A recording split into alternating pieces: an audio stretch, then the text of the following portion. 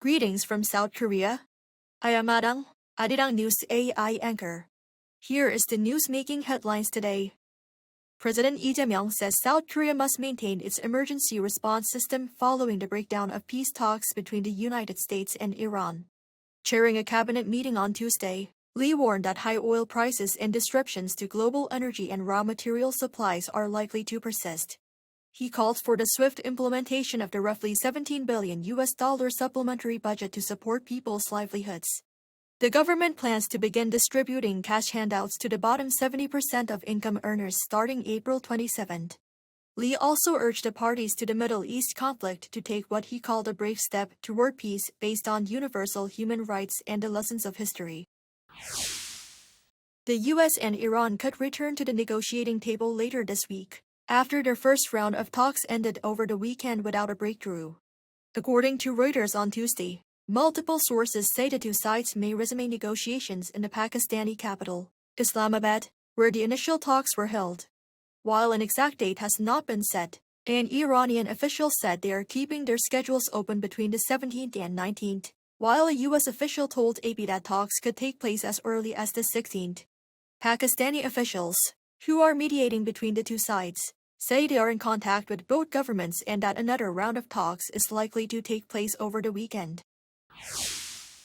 Exports of South Korea's ICT products surged to a record in March, breaking above the $40 billion mark for the first time, driven by strong AI and chip demand.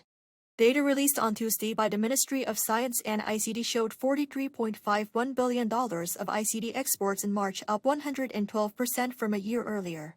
The figure rose by about $10 billion from February, marking a 14th consecutive month of growth. Semiconductor exports led the gains, surpassing $30 billion for the first time.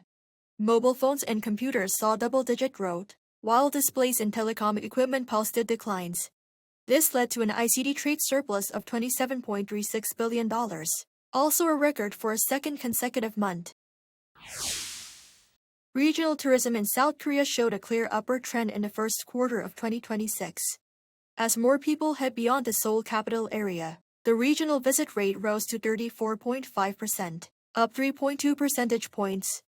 According to the Culture Ministry on Tuesday, the number of foreign visitors entering through regional airports reached 853,905, marking a 49.7% increase from the first quarter of last year. The number of regional trips including Yeongwol, Gochang, Miryang, and Gangjin by Korean residents also marked a 6.9% increase compared to the same period last year. This growth in domestic travel by Korean residents has been driven by government-led initiatives, such as half-cost travel and national travel campaigns promoting regional destinations as key attractions.